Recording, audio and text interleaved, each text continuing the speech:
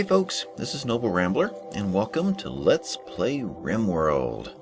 RimWorld's a game I have enjoyed for some time now. I've wanted to do a Let's Play series on this since the beginning of the channel, and I've decided now is the time to dive into this.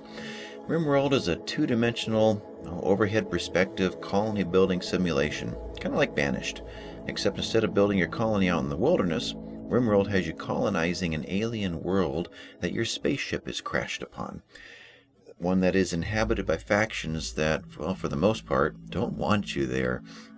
Now, where Banished takes place in the past, during the time of colony building the new world, RimWorld takes place in the future. It gives you access to modern and futuristic technologies. The story takes place in a universe kind of like that of the TV series Firefly, or maybe you've heard of the movie Serenity, in which your spaceship breaks up over an uncharted world somewhere out on the rim of the verse, one of the rim worlds. The ultimate goal is to survive long enough to build another spaceship and take off from that rim world. Now, like Banished, RimWorld was designed to be modded, and there are a lot of mods available. Rather than straying into the extremes of many of those mods, we'll be playing the game for the most part in its original form, as it was designed, but with two exceptions. I've chosen two mods to make the game a little more interesting. We're going to go with crash landings and the EDB interface. Now, crash landings, I'll let you pause and read this if you want, but basically it changes the beginning of the game. Instead of just having your three little dudes drop down in their little escape pods and then begin forming a colony, the ship's going to actually come crashing down in different sections. So it's possible to get many more colonists down there with different cryosleep pods that will come crashing in after the original three, as well as a weapons deck and maybe domesticated animal pods and different resources. The engines come down and just explode all over the place. So it's quite dramatic. I've toned this one down quite a bit. We'll see how this one works out, but it gets far more dramatic than what we're going to see here, to where it's almost impossible. The EDB interface is the mod that puts your colonist faces up top here, easier to get a hold of them and see their current status. I think it changes the menu system down below a little bit too. But with that, we're going to create a brand new world.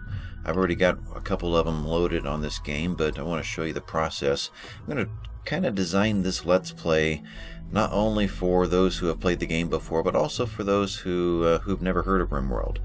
Coming off of Banished, that maybe many of you that really enjoy colony builders, but haven't had access to RimWorld before. So I'll give you a chance to experience it new.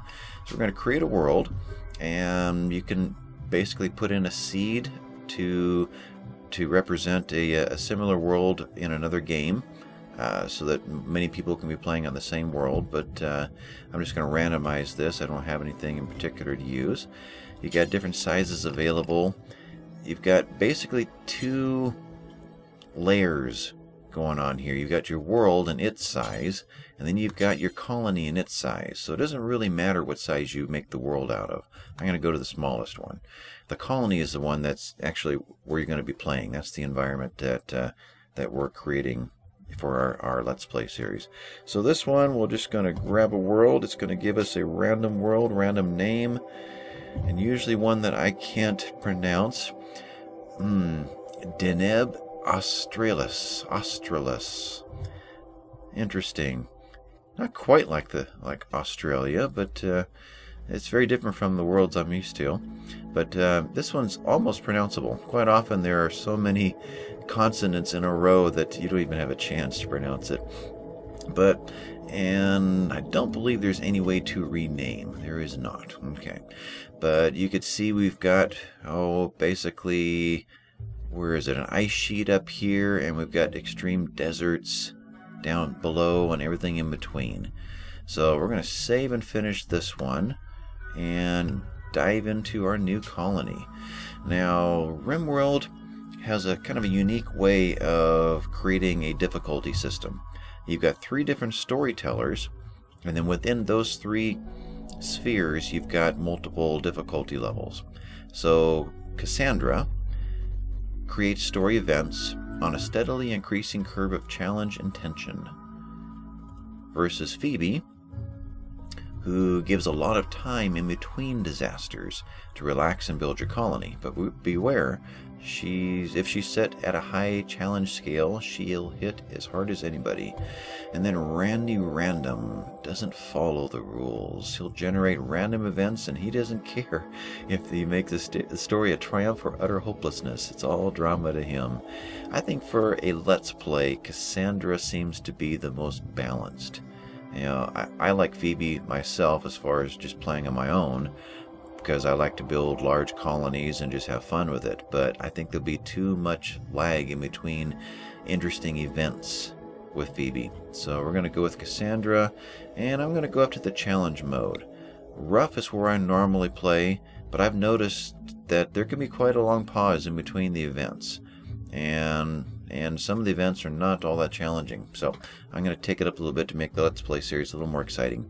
So with that, it's going to let us choose our... Oh, this is our world. This one we just pulled up right here. Deneb Australis. That's what we'll give that one a pronunciation of. Select that one. We got to choose our building site. So scroll your mouse wheel, and you can scroll in. Your right click will let you right click. Oh, hold your center your scroll wheel. That'll let you move it around. Okay.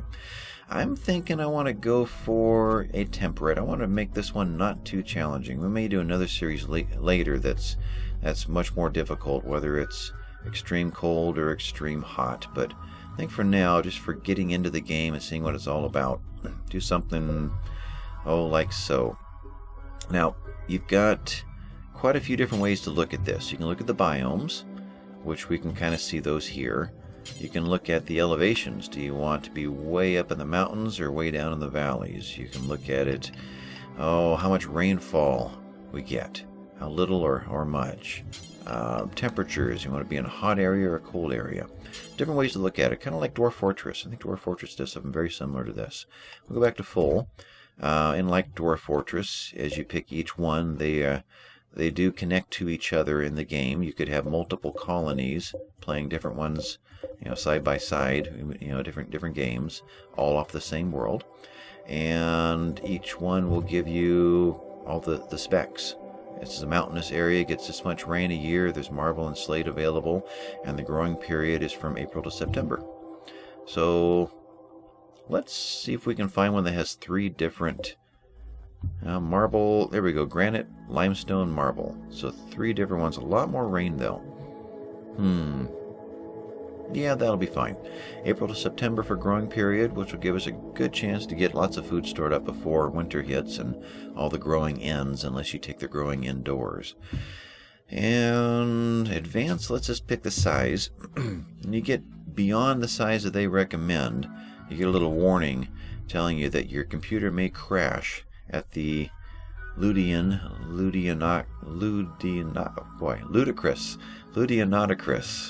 I give up, size of this one. Untested and will almost certainly not play well.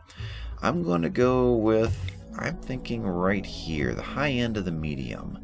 As far as I want to go on this game. That still gives a tremendous amount of room. If you get too big, you'll have your base right here, and items will come crashing in over here, and it's actually a full day's walk to get over there and get back.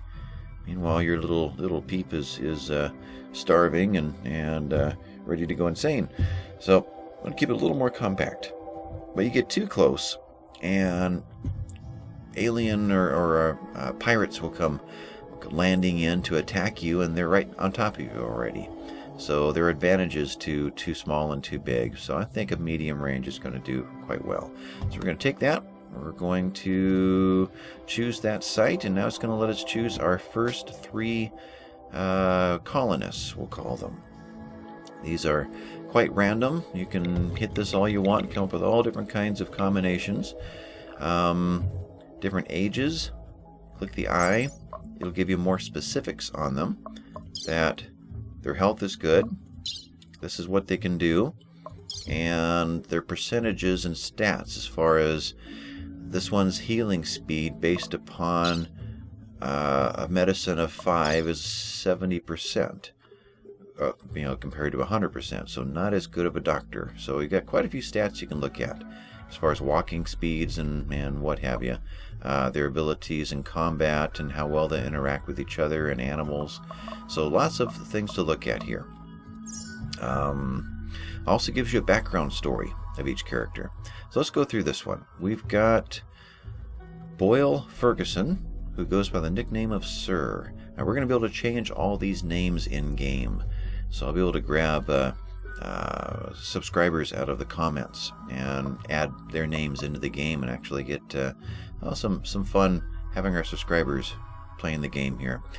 Sir Boyle, or Boyle Ferguson, nickname Sir, is 24 years old, had good health, we saw. He's good at working with animals, good at cooking. Fairly decent at medicine, not great. These represent passions. Has a lot of passion for growing, but isn't very good at it just yet. This is out of 20. And some passion for construction, cooking, and shooting. So really, is an animal tamer and a cook, and that's real important. 6 is a good starting level for cooking. Much below that, you start introducing food poisoning into your colony's foods. So you kind of want to stay at 6 and above. So we've got a cook here who, when not cooking, can go out and tame animals. That might be good. Can defend himself somewhat, and is only incapable of things that are scary. So will not be able to go out and fight fires. Otherwise should be, and probably can't do combat. Maybe can't do combat.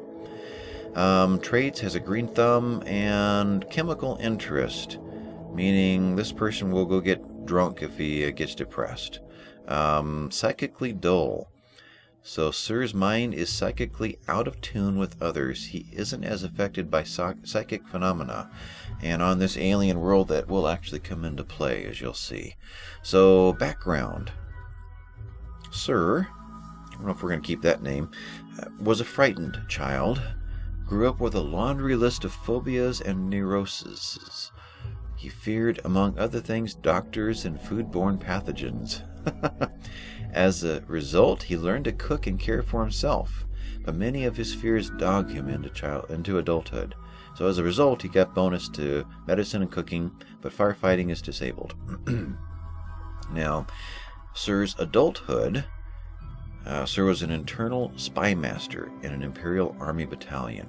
He made sure that the men were loyal and did not fall back unless ordered. This made him unpopular, but he gained great skill at detecting the slightest dishonesty, so his shooting has been given a bonus of +3. So there's our first character. Lau. So, female, 54, Laura Vocal, and goes by the nickname of Lau. Alright. Off the bat is incapable of nothing. Health.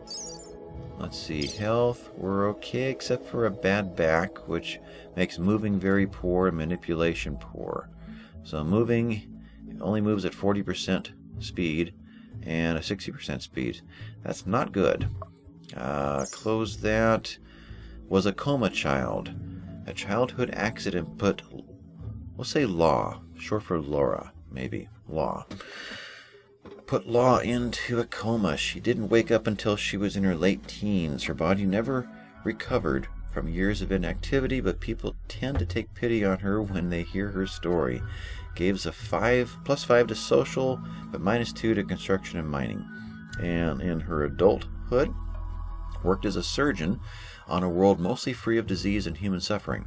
Her job mostly involved elaborate and creative cosmetic surgeries. She has a good understanding of the human body, but never had to remove a cancer or a bullet. So, does have a +3 to medicine, +5 to artistic, and +1 to social. So, social allows people, our colonists, to interact with others, to interact with anybody we take as prisoner, to interact through the communication system to different merchants that are flying over the planet and want to trade with us. So that's pretty important there. Can work with animals, can do medicine, can shoot, and we'll say backup cook if we have to. Good at art. So yeah, this is doable. let's move on. Let's see, industrious. So has a global work speed of 30%, is a fast walker, so movement speed has been increased, but is a pessimist. Tends to look on the bad side of things, so a permanent mood effect of -6. Mood plays a big part in the game. Vas. So, 41 years old, Vaska Nemor. Goes by Vas. And health-wise is in great shape. Incapable of carrying artistic cooking and plant work. So, Vas has got some problems. Is a vat-grown assassin. Was not made as a man, but cold-hearted assassin. He was bioengineered by scientists and trained as a killer. He was bred to have no emotions, no feelings, and no care for who lives or who dies.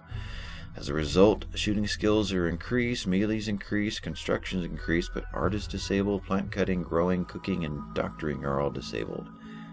Okay, so where the other ones are not that great at construction and mining, yeah, Vas can jump in and do the menial work. Okay, and can defend. So that's good. He's trigger happy though. So he... his aiming time is a lot faster, but he's not very accurate. He's a psychopath. He has no empathy. The suffering of others doesn't bother him at all. He doesn't mind if others are butchered, left unburied, imprisoned, or sold to slavery, unless it affects him. He also feels no mood boost from socializing. So when you do any of these negative things, like you have enemies that die and your colonists see their bodies, or you're left unburied, or you sell someone to slavery because they attacked you, they were your enemy, and there's no way you're going to convince them to join your colony. All of them will get a negative moodlet from it. They'll all be saddened by those kind of events. He won't be. So steadfast. So he's mentally tough and won't break under stress. That would crack most people. Okay, so 3 very different characters here. And with this Crash Landings mod, we're going to have multiple other characters potentially come down too, if they don't get killed in the process. But we'll have to wait and see how that goes. I've done several game starts with this Crash Landing, and one of them went really easy. A few things came down, got several colonists out of it and lots of supplies. Another one, a couple of weapons decks came down and just set the whole map on fire, and we lost almost everything. So it's very random what's going to happen after this. I do know though that recording with Fraps, once I hit start, the game's going to crash. So I am going to hit a pause right here, and I will see you guys on the flip side. Alright, we're back. I'm going to listen to see if there's any music. I think it's waiting for me to unpause the game. But, yeah, so we are overhead looking at our new world. Just got the warning that a large spaceship is about to crash. That's ours. And I'll read this message here. The 3 of you awaken your crypto-sleep sarcophagi to the sound of sirens and ripping metal. You barely get to the escape pods before the ship is torn apart. Sometime later, you land on this unknown RimWorld. As pieces of the shredded starship fall around you, you start making plans to survive. Okay. First time I saw this game was from Quill18. He did a Let's Play on it. And I enjoyed that so much. I went out that same hour, I was going to say the same day, and bought it. It's that fun of a game. It's just like I picked up Banished immediately after seeing him play that. These colony games are kind of fun. So let's start this up. There's our sound. Now you get kind of a Western vibe out of this. That's kind of like Firefly, Western space shooter sort of a series. And the Crash Landing part's going to be quite loud. The rest of the series should just be the normal background music. In fact, it went away when I hit pause. No, there he is. Good. So the music you're hearing in the background now behind my talking here is probably close to the volume level we're going to have through most of the series. But this first episode, or maybe even... we're about 20 minutes into this one. We'll see. I'm trying to decide whether to do this in 2 episodes or 1. I might just go 1 long episode, getting the crash landing done, and then we'll start putting everything into normal episodes after that. But anyways, we have our 3 characters here. Crash landed on this planet, which a lot of it is mountain. So we're 2-dimensional in the sense that we've got basically the ground here and upwards of about, say 8 or 10 feet. So as we tunnel into the mountain, you can just imagine the rest of the mountain goes all the way up hundreds or thousands of feet above us, but we're only going to see that plain down there that's ground level. And we'll be able to mine into all of these if we choose to. There are kind of ruins left behind from who knows who and where and when. Some of them are still sealed. We don't know what's in them. We've got deposits of compacted steel. There'll be deposits of silver and gold and what they call plasteel, much higher strength steel than basically the iron that is. Got granite and marble, and what was the third one? It was like sandstone. There's a granite wall going into the mountain here. If we get near this, it's going to give us a warning. There might be something evil and scary in there. So there's gold right there. So there will be enemies. We're not seeing them here. They're in other parts of the map. I forgot to point them out. When we looked at the map, if you go back to that segment of this video, you see an occasional little red dot or a green dot. That would be someone who likes us and someone who does not like us that's living on this world. And they're going to come and attack us or come and visit us. So we've got to be prepared to defend ourselves or to entertain. What is that symbol? Right there. Just granite. Okay, almost like there was a stub of a wall right there. So we need to find a place to get in. If there were lots of buildings out here, we could, put a door right there and some beds and call this one a quick little shelter, but that one's too small. This one might be pretty good right here, though. I kind of like that. We could, hey, yes, we can defend this. We can get a wall right there, a wall here, and a little stub right there, maybe a door right there, and mine that out. This is defendable, and there's a lot of dirt, a lot of area here to grow and make gardens and to make food out of. Spaces for storage piles. Let's see, we've got iron over here. We've got limestone and marble in the area. This is pretty good. Got the scary room here to deal with, and we've got more steel there, and there'll be different deposits of all of these kinds of minerals and metals all through the mountains here as we tunnel in. Some of those pirates that will attack later, whether they're pirates or just the indigenous tribes of the world, but sometimes space pirates will come in. They'll land and they might besiege us, in which they will set up a mortar and start firing rockets over, and boom, blow us up. So as much of our colony as is in the mountain, the better. That's much more defendable to something like that. So we'll want to build outside as little as possible, though building outside is much faster than mining inside. Mining is quite slow. So we'll need to build something outside to get us started.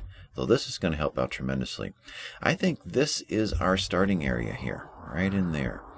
So also on this world, I'm kind of doing an intro here. We've got lots of animals. Got some deer. There's a buck, 3 bucks and a ewe. We've got boom rats.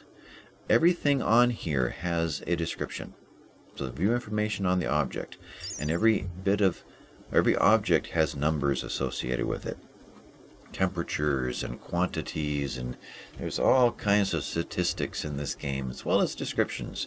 So boom rat, either by deliberate genetic weaponization or as an unusual defense mechanism, these rodent-like creatures create a powerful fire-starting explosion when killed. So someone bioengineered these guys. And this particular one, here's his health. So if he gets injured, we'll know exactly what part of him is injured and what it affects. So all the animals that you either go to tame or attack for hunting or what have you, it'll let you know what's happening with them. What else is in here? I know there's rabbits, and there are wild boars, and I know I saw them. There they are, the boomalopes. A boomalope, engineered for chemicals production, the boomalope grows a large sack of volatile chemicals on its back. Though it is weak and fragile for its size, other animals have learned to avoid it because of the huge explosion it produces when it dies. So, some unique animals in this world. Let's see, anything else down here? Animals will migrate in and out. There's a llama. Yeah. Oh, alpaca. They're alpaca. And you can harvest the wool from them and actually make clothing out of it. Animals will migrate in and move across your map and migrate back out. So on that overhead map, where we started when we chose the particular place we wanted our colony, the next square down here, this pathway would lead into it. If we made another colony next time here, we'd find this opening at the top of its map. So they're all contiguous. So tribes that are 20 blocks away are going to start working their way over here to come and visit us. So I think we can get started soon. Let's do some basics. All of the items come in forbidden. The idea is that if you were in a firefight and you shot an enemy and he dropped his goods, you wouldn't want them to be programmed that those goods are the same kind of goods that go over into the stockpile. And so to walk right out in the middle of the firefight to go pick up that medicine, to go over and put it away in the medicine stockpile. Everything is forbidden until you specifically say, okay, it is safe to go and get this. Everything else is also hotkeyed. So F will turn the forbidden off. And we'll unforbid these guys too. Now we can click on Law, and whose name is going to change soon, and click on Character, and we'll see what her skills are. Shooting of 4, shooting of 8. So he gets the best gun, which is the survival rifle over here. So that one goes there. Sir has a shooting of 4 and a melee of 3. Law has a melee of 4. So I'm going to give Law the knife and Sir the pistol. Okay. Other things to do before you unpause, at least before I unpause. Let's give them some basic instructions so they have somewhere to go and something to do. So the whole bar down here is everything you need to know about the game, about the world, about the different peoples. It's all here. Eventually you'll be researching and all the different things you can research. Statistics of the game as they start to build up. The history, all the major events that happen. You can go back and click on them and read about them. The world itself. Here's the world. Good. So we've got an enemy faction that resides up here. The Animal Band, Pirate Band. We've got, let's see, where's a friendly one? I know they exist. There's one. You are Trado of Shrew. They're a tribe. Doesn't give what they think about you here. We get that one here at Factions. Factions? Oh, wow. Most of them like us. Now that's new. I've not come across that. Normally it's just one that likes you. So we got a pretty easy start on this one. So these guys do not like us. Both of these guys. They're hostile toward us. The other ones do like us. Acrobat's Town, Hacker's Mountain, which is an Outlander town. Okay, so I see there's only one tribe on this particular planet. And then Author's Village. Okay. And who their mayor is and who their enemies are.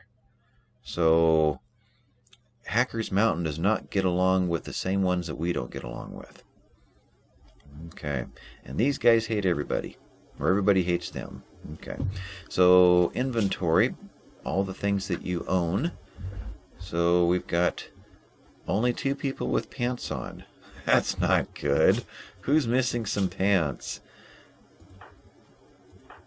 Okay, Law is butt naked. So when they got into their emergency escape pods and went crashing down to the planet, not everything was remembered. And as a result, you go to needs, we've got a -6 here because she's naked and she's really uncomfortable with that. So it's already starting off not too happy.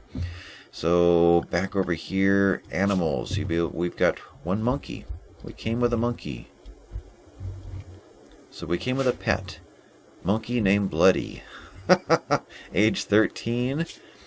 And can be trained to rescue. Nope. Trained to release. The animal can be released to attack distant targets instead of just defending the master. There are all kinds of other animals that are available, from retrievers to huskies to... we'll see them as they come in. Let's see. Back to this. So, that's interesting. Outfits. I've not come across this. I think this is part of the EDB interface. So, allows you to apparently choose what they can and cannot wear. What you want them to or not want them to. So you can kind of specialize that. Restrictions. So you've got your peoples. You can tell them what you want them to be doing at different times of the day. So we want them to be doing anything except we want to make sure they go to sleep at night, so they're well rested for the daytime. So you can force them to go and have some fun if they find that they are depressed all the time, what have you. So anyway, architect is where you get most of your things done. And I have a feeling I am going to do this in 2 parts. We're already coming up on a half hour.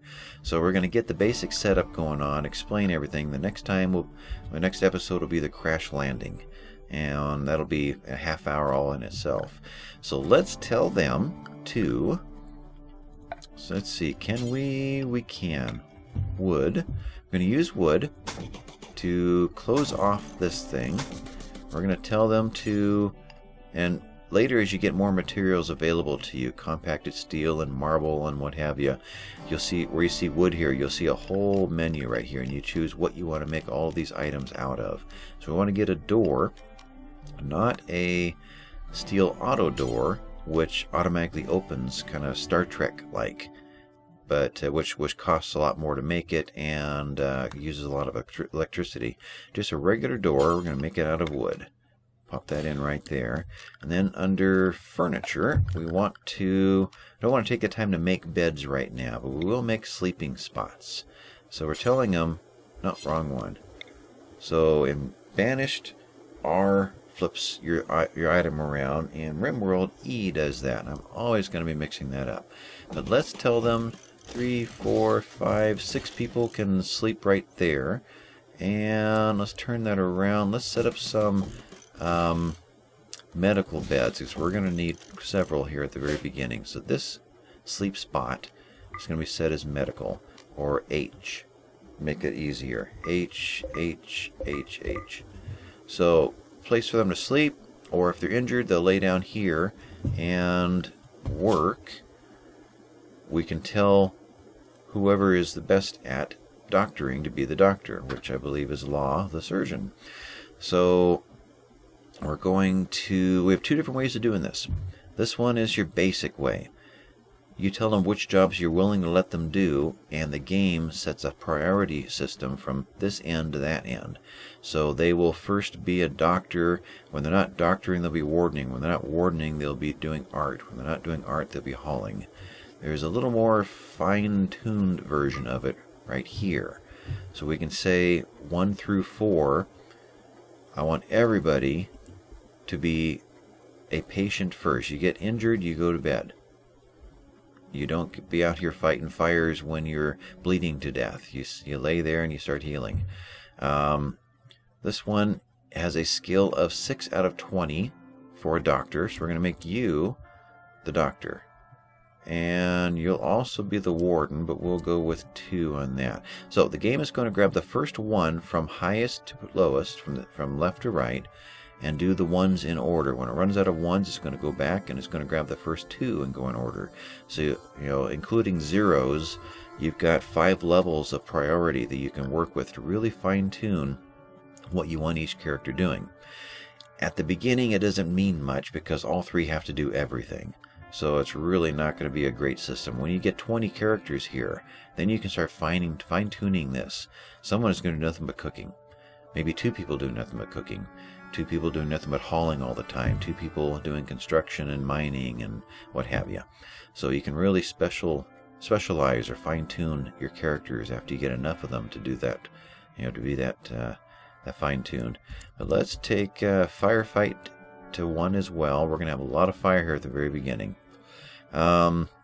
So I tend to give each one a 1 on their main job, and then let's go down to 2s after that.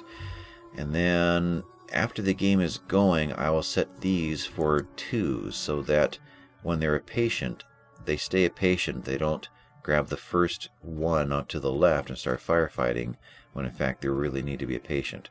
So normally I do this, but for the case of all the fires that are about to happen, just to make it easier, I'm going to do that. So let's just go one by one here. This one's pretty obvious. You're a good warden and you are a good art. I think I want everybody hauling. We'll do 2 and cleaning. That's important.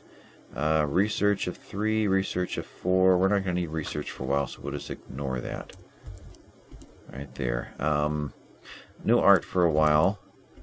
So what am I doing here? It is a... Okay, Taylor. It is... Okay, I have to do it twice no matter what. There we go. So plant cutting, we'll make that a 2. Mining, that's going to be important pretty quick. So Voss is going to be mining, but he is the he's the main hunter and he's the main construction. I'm going to give him his first job is hunting, but I won't queue up anything to hunt yet, so he'll default to his first 2, which will be construction, repair, and mining. So that works out okay. I may at the beginning, in fact I probably will, have to give everybody a command of hauling, get everything brought in, and then we'll decrease that and get into specializing. So Sir is best at handling, really is, that's all Sir can really do. No, cooking. Okay, you are the cook. But you're going to be hauling first. There won't be any cooking queued up. Won't be any hunting queued up. There will be a lot of doctoring, unfortunately. For that matter, I think we're going to have to also make Sir a doctor. There's going to be a lot of healing to do. Alright, so there's that. Let's set up some basic zones. And then I think we'll call this one done. Get into the next episode with the actual crash landing of our spaceship. So, work or architect zones. We've got a stockpile zone, a dumping zone, a growing zone. We've got a home zone. You can choose what area you want them to maintain. It's already automatically done this because we've started working on this area. So nothing else on the map is selected. If you want them to fight a fire, you've got to say fight all the fires in our home zone. So that's going to be an important thing to keep track of, otherwise they won't fight fires. We'll go ahead and get rid of this for the moment. So, stockpile zone. Let's see. Temporarily, we'll just do something like that. Dumping zone. Temporarily, something like that. Nope, I touched them. Okay, that's a problem. So there's little tricks to making this work right, but we'll just delete right there. Okay. You want them to not touch, which is probably good anyway. It gives you a walkway in between. Otherwise, you click away so this turns off, and then you go back into it, and it works fine. But we'll just do it like, let's see, like this. And I'm going to need that a little bit bigger. See, if you touch it when you start, then it'll continue the one that you've done. In fact, we'll do that one more time, just like that. Okay. So, stockpile. Do not want to allow rot. And we'll take anything but corpses and chunks. Chunks are these rocks right here, or these chunks of steel from things that crash down from ships. So none of that is allowed there. Here, we'll take all that. all the corpses. Eventually we'll have graves, and anybody who dies, we'll put them in a grave. Or we can even research a crematorium. The rotten can go over here. Anything that rots, foods, what have you, put it in this one. Actually, no, let's say no rot there. We'll put rot out here. Let's see, right there. Okay. So we'll do kind of the same thing, except no chunks. And we'll do rot. Okay. So, there's basic stuff right there. All these things in here will allow it to go to here. You can later specialize this. Do you want... We'll have the foods go into a refrigerated area, so we'll turn off the foods. Or specifically, which ones? Which of these meals? Which of these raw foods? You know, meats, of all the different meats, of all the different animals available. So that gives you an idea of all the different animals in the game. So you can really get in and specialize exactly what you want to go in each stockpile. So you can come in here later and put a little... In fact, we'll do that right now, just as an example. We'll do a stockpile right here. And we'll do 2 of them. Or size, make it 2 spaces of nothing, clear all, but manufactured medicine. Only medicine goes there. So there's one way to set up an infirmary and have all the medicine brought to it. Set up a refrigerator and have all of the meat brought in there. So you can really specialize what you want to go where. So a lot of systems that I wish were in Banished. It would make Banished so much easier.